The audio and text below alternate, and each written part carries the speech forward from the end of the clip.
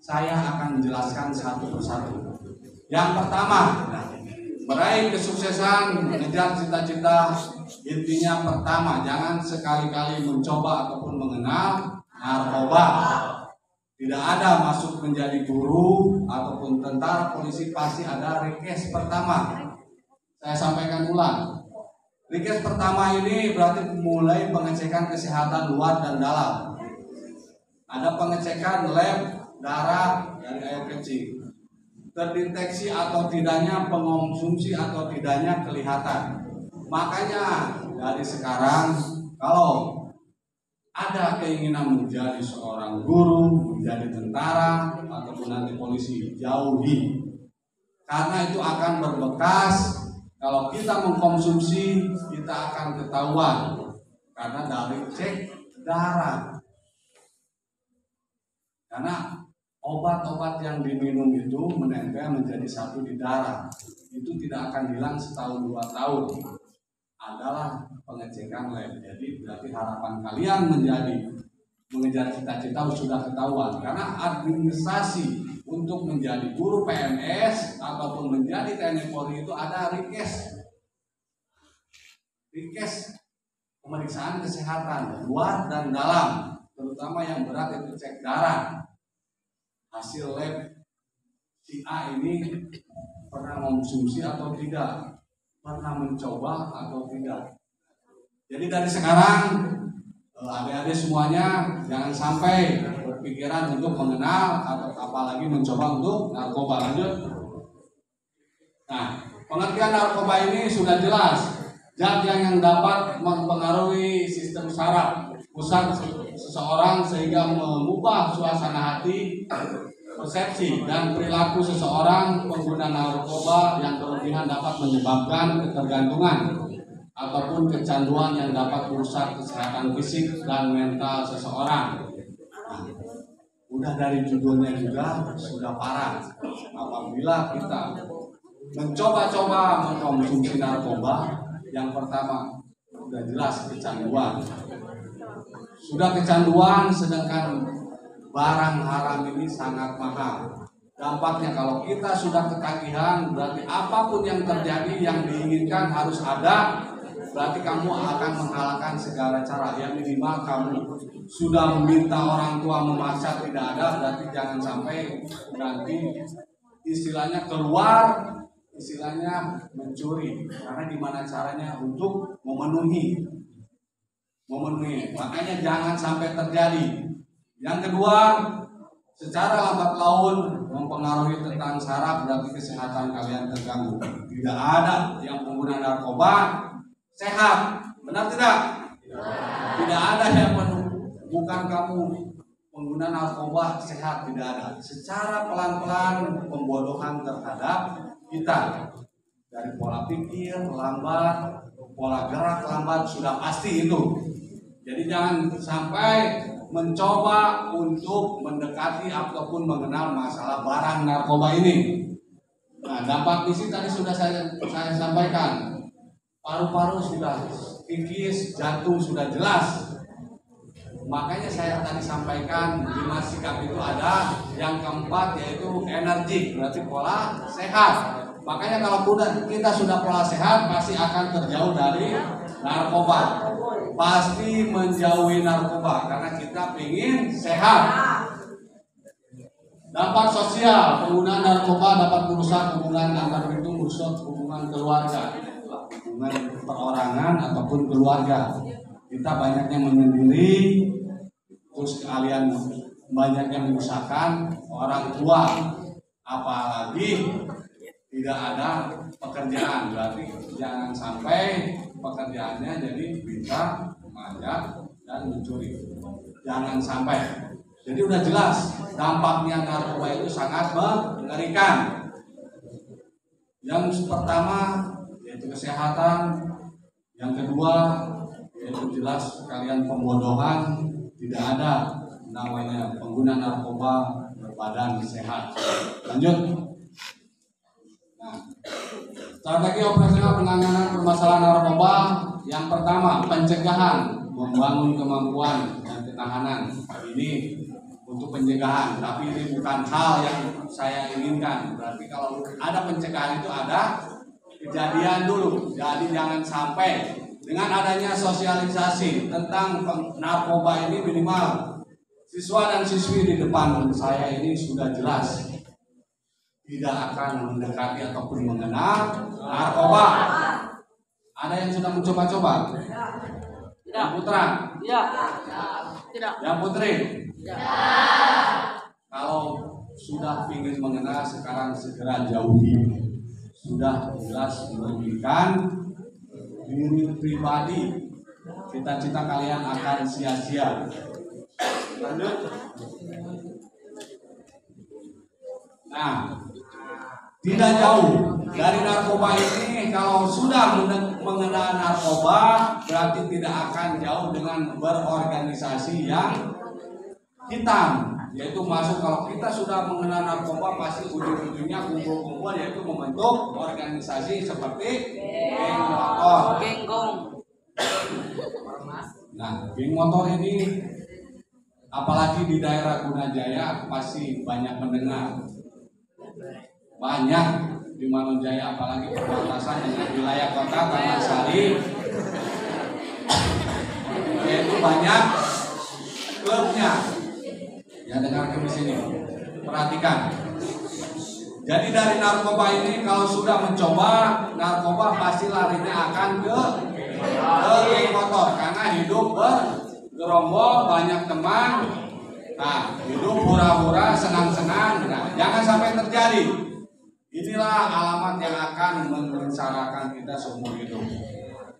Karena suatu organisasi motor ini, ya, kebanyakannya tidak berdampak baik. Karena kalau sudah kita duduk nongkrong, apalagi malam-malam, rokok sudah tidak ada, karena sudah mengenal narkoba, minum tidak ada uang, larinya yaitu perampasan motor orang.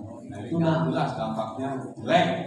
Karena sudah saya sampaikan tadi di dalam upacara, apabila kalian sudah nongkrong-nongkrong, apalagi malam-malam, pikirannya, apalagi udah orang banyak, pasti ke hal-hal yang negatif.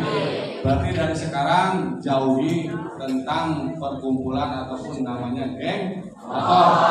Karena udah jelas pengertian geng motor ini kelompok orang yang mengendarai sepeda motor bersama-sama dan memiliki tindakan ataupun perilaku yang merugikan masyarakat.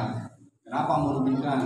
Karena dengan cara berkendaranya saja sudah merugikan, meresahkan. Karena sudah berkelompok itu pasti lebih dari 10 sampai 20 motor ataupun orang. Kalau sudah bergerombol itu pasti kalau melaju di jalan sudah pasti merugikan pengguna jalan lain. Kalau sudah banyak berkumpul ataupun banyak, larinya yaitu arogan. Nah, dari sana lah pengennya mencari ribut. Lihat ada yang jalan 2 orang senggol, bacok.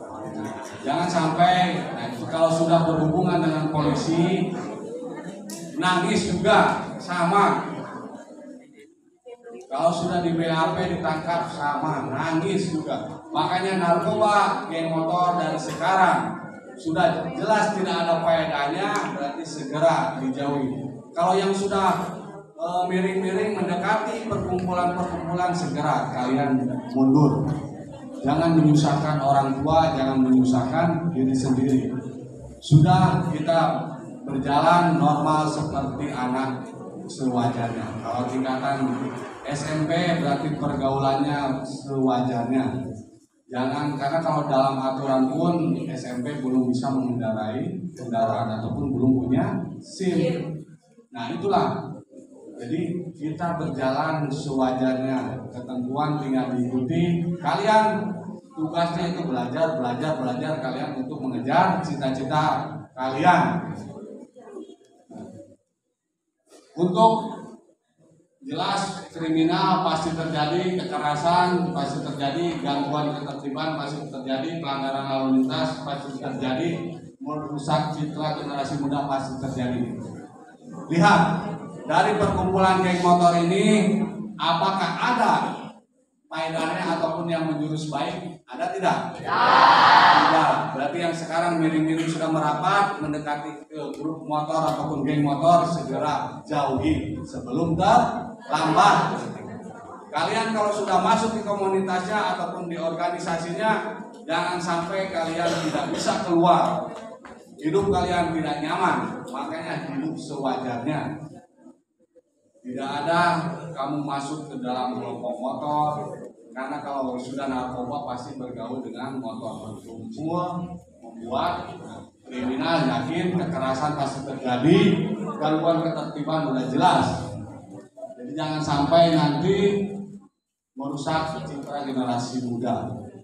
Tadi apa yang disampaikan, kalian harus bisa menghargai, mewarnai negara ini dengan warna prestasi ataupun warna yang baik. Lanjut. Nah, ini upaya. Kalau upayanya tidak usah dijelaskan, penyuluhan, penegakan hukum, pemberdayaan. Yang intinya penegakan hukum. Kalau sudah termasuk dalam geng motor ada kekerasan ataupun kriminal, pasti masuknya itu penegakan hukum, yaitu proses hukum. Jangan sampai kita masih kelas MTS ada kena catatan kriminal, catatan di polisi. Saya ingatkan putra maupun putri, kalau sudah ada data untuknya, khususnya untuk sekarang, data catatan pribadi ataupun kelakuan kurang baik sudah ada di polsek, datanya, kalian tidak akan bisa membuat kelakuan baik selagi data online itu ataupun bersih diri itu belum ada. Makanya jangan merusak. Kalian pernah berhubungan dengan polsek gara-gara motor, ini datanya pasti ada. Suatu saat kalian walaupun sudah baik-baik, tapi pada saat mau bekerja meminta kelakuan baik, SKCK, kelakuan baik itu pasti muncul kalau belum dibersihkan. Tidak akan diberikan. Apakah menghambat tidak untuk kalian? Menghambat. Jangan sampai hal sepele merusak cita-cita kalian ataupun keinginan kalian. Karena pernah keterlibatan dengan urusan dengan polsek ini, datanya tidak akan hilang. Larinya apabila kalian nanti 1 tahun, 2 tahun, 3 tahun keluar dari madrasah mau melamar pekerjaan, pada saat laporan di polsek, kata Pak, saya mau bikin SKCK, namanya siapa? Misalkan A, nah, ini kalau memang sudah pernah bermasalah itu pasti muncul, walaupun sekian tahun, itu pasti bermasalah, tidak akan dibuatkan kelakuan baik sebelum pengurusan lagi, bahwa dinyatakan atas nama ini dia sudah berkelakuan baik. Ini kejadian misalkan tahun 2020, pada saat mau membuat SKCK 2003 ini sudah dibersihkan, dihapus dan datanya baru bisa muncul. Sekarang ini data kriminal itu online ada, kalau belum dihapus. Makanya jangan coba-coba untuk melamar pekerjaan aja. SKCK ini kan hal wajib harus ada. Kalau tidak dikeluarkan kelakuan baik, mana bisa bekerja. Lanjut.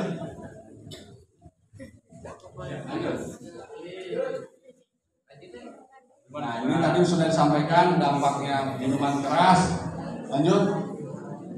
Masih dalam bentuk tadi, kalau tadi narkoba, kalau ini tingkatannya istilahnya lebih ringan. Kalau ini yaitu minuman yang beralkohol tapi sama. Mungkin para siswa, apalagi murid MTS lebih paham, lebih mengerti tentang hukum agama. Kita berbicara hukum agama saja. Sering mendengar dari guru ataupun ulama ataupun kiai. Dengarkan di sini sampai didengarkan. Jadi sering mendengar dari bapak ibu guru di sekolah, kamu minum kalau 1 sendok aja, berarti 1 sendok aja alkohol, berarti kamu tidak diterimanya sembahyang selama 40 hari, apalagi 1 botol. Nah, itu dalam aturan agama. Berarti segimananya agama itu istilahnya mengharamkan barang narkoba ataupun minuman keras, karena jelas sudah dengan minuman keras ini dampaknya tidak baik. Hukum agama pun menjelaskan, mengharamkan sampai ada istilahnya mengeluarkan 1 sendok minum alkohol aja 40 hari tidak diterima selama 40 hari. Berarti dampak dari alkohol ini sangat merugikan kita. Tidak ada agama yang mengarahkan kepada keburukan, justru mengarahkan kebaikan. Dengan mengonsumsi alkohol ini sudah ketergantungan, akan merugikan saraf kita, sudah jelas kerugian tentang kesehatan. Nah, kecelakaan, miras juga menjadi faktor penyebab kecelakaan sudah pasti. Karena dengan kecelakaan kita dengan mengonsumsi miras, otak kita tidak fokus, tidak tahu jalan lurus ataupun belok, pasti mengakibatkan kecelakaan. Sosial, ini di sosialnya, konsumsi miras juga dapat mempengaruhi hubungan sosial seseorang dengan orang lain. Jelas tidak akan lagi ada pertemanan sejati, karena dengan pengaruh minuman itu tidak akan tahu itu saudara ataupun teman. Benar tidak? Kalau orang, kamu udah pernah lihat orang mabuk belum? Yang putri udah pernah lihat orang mabuk belum? Yang putra? Berarti alhamdulillah. Tapi saya kasih bayangan bahwa kalau orang sudah mabuk itu kadang-kadang tidak tahu bahwa itu teman juga, teman dekat. Kadang-kadang sahabatnya kadang-kadang pada saat di BAP di polisi pun, kalau masih tidak terkonsumsi ataupun masih terganggu dengan alkohol yang belum hilang, dia ngelantur. Selama 24 jam pengaruh alkohol masih ada, dia masih ngelantur. Pada saat sudah sadar baru tahu dia ada di kantor polisi, baru nangis.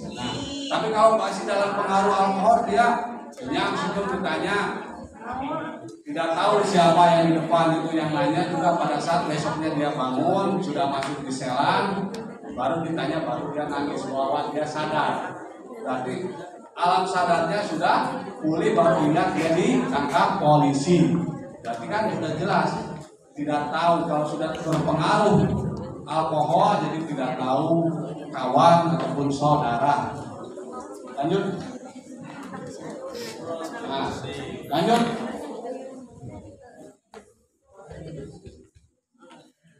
Inilah, ini sekilas saja karena sekarang. Dengarkan ke sini, ya putra yang putri, dengarkan ke sini. Ini sebagai pengetahuan saja bahwa sekarang itu banyaknya prostitusi ataupun di dunia maya. Jangan sampai penggunaan ataupun masalah penggunaan alat komunikasi atau HP ini kalian menjadikan yang tidak baik, tapi untuk hikmahnya, untuk pembelajaran ataupun komunikasi antara saudara, itulah yang diambil untuk hikmahnya, untuk kebaikan. Lanjut.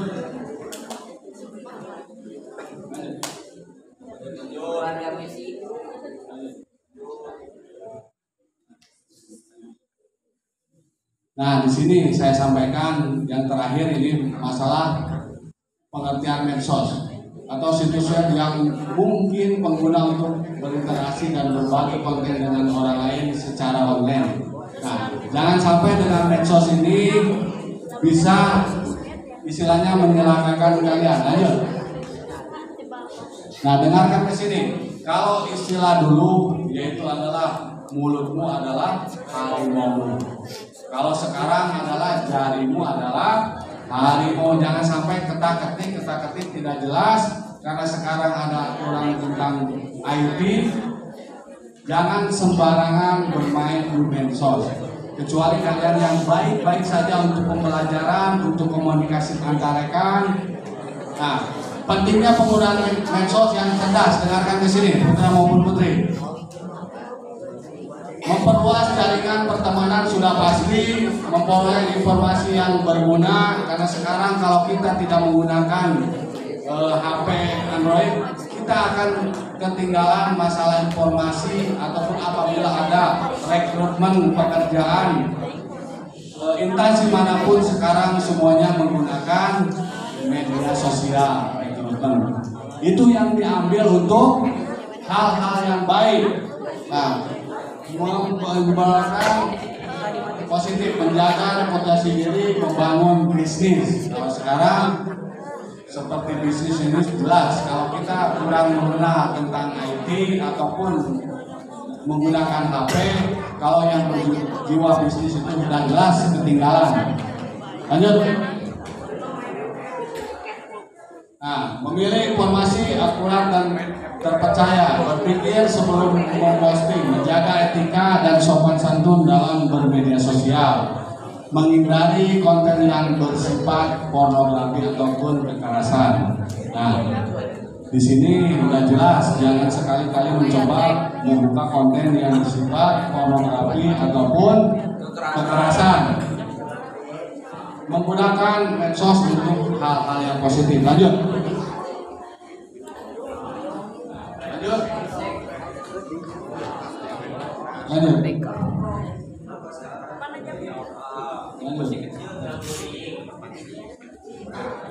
Nah, ini intinya kalian disekolahkan oleh orang tua, harapannya kalian menjadi lebih cerdas, lebih pintar dari orang tua, tercapai cita-cita. Jadi dari harapan orang tua, ibu bapak guru pun sama. Jadi orang tua selalu berupaya yang terbaik buat kita ataupun anak-anaknya, benar gak? Jadi kepercayaan orang tua jangan sampai disia-siakan, karena orang tua berangkat ke sekolah itu untuk belajar, menimba ilmu. Jangan sampai ke sekolahan tidak nyampe, apalagi pergaulan di luar sekolah kalian sudah berlebihan. Hindari kepercayaan orang tua, hindari jangan sampai menyakiti orang tua.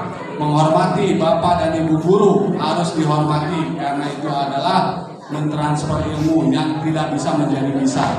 Itu karena guru ataupun bapak guru harus bisa menghormati. Nah, inilah beberapa hal yang harus disampaikan, yang minta perhatiannya dengarkan ke sini. Jadi para siswa ya dengarkan ke sini, tidak ada suara, dengarkan. Jadi apa yang disampaikan dari mulai tadi pengarahan dari upacara, jadi tanamkan dari sekarang sifat kalian, yaitu kreatif udah jelas, empati untuk menghindari pembulian. Jangan sampai dengarkan ke sini kalian sudah pasti dan pernah melihat kejadian-kejadian di media sosial yang viral tentang pembulian dari tingkatan SMP, SD ataupun tingkatan SMA sederajat yang terjadi di Indonesia ini. Jangan sampai kalian diambil, dengarkan di sini, jangan sampai diambil contohnya yang tidak baik, tapi kamu diambil dampaknya. Setelah melakukan pembulian itu pasti berurusan dengan hukum. Walaupun berbicara kalian di bawah umur, tapi tetap perundangan sudah ada ketentuannya di bawah umur. Jadi hindari, khususnya Manbawul Ulum ini yang MTS-nya tidak ada lagi pembulian sama rekannya, karena semuanya sudah ada diatur dalam undang-undangnya. Kalau dibully itu pasti melaporkan ke guru dan ke polisi, pasti ditindaklanjuti. Kalian yang membulinya pasti akan segera diproses. Yakin itu, karena perundang-undangan ada. Kalian jangan sampai mencoba, karena itu dampaknya sangat-sangat tidak baik buat keluarga maupun lingkungan sekolah, lingkungan di rumah kalian tempat tinggal. Baik-baik dengan rekan, yang penting saya sampaikan tadi sifat empatimu dari mulai sekarang ditingkatkan. Kalau belum tahu empati itu sifat sayang, menyayangi terhadap sesama senior ataupun sama bawahan ataupun junior kita, harus saling menyayangi. Bukan berarti saling membuli, itu tidak ada gunanya. Sampai di sini, nanti para siswa dapat melanjutkan lagi untuk kegiatan berikutnya. Titip dari saya, laksanakan proses belajar mengajar dengan baik. Yakinkan bahwa kalian itu akan bisa dan meraih cita-cita yang kalian inginkan, karena kalian sebagai generasi penerus yang akan memberi warna-warna yang baik nanti di kemudian hari ataupun di tahun kemudian. Tidak mungkin para siswa akan berdiam diri di MTS saja, pasti ada jenjangnya nanti madrasah sampai perkuliahan, sampai nanti kalian mencari pekerjaan pasti. Makanya jangan kalian rugikan diri pribadi kalian untuk kesenangan, pergaulan, ataupun untuk kebebasan kalian. Itu aja. Wassalamualaikum warahmatullahi wabarakatuh. Waalaikumsalam warahmatullahi wabarakatuh. Ya, perhatikan, duduk, siap, gerak.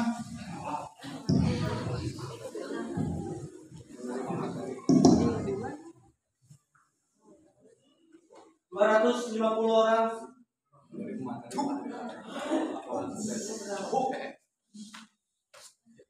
menerima materi telah selesai.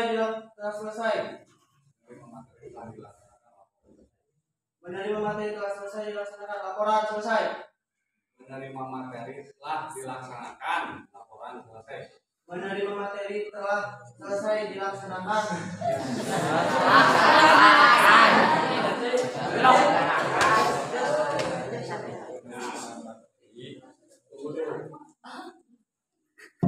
Yang putri ganti, satu orang laporan. Jangan bisanya teriak di belakang, kamu harus di depan dulu mencoba. Ya, ini satu orang putri. Siska. Harus mencoba. Harus ada keberanian, tampil dulu.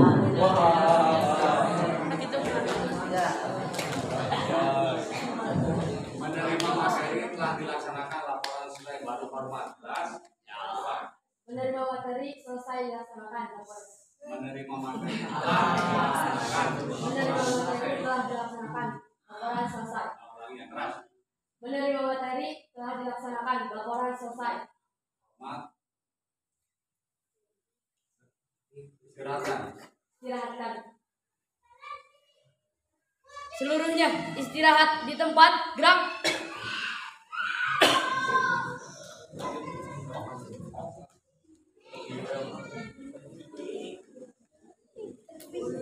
Ya, setelah ini untuk yang siswa MTS bisa keluar.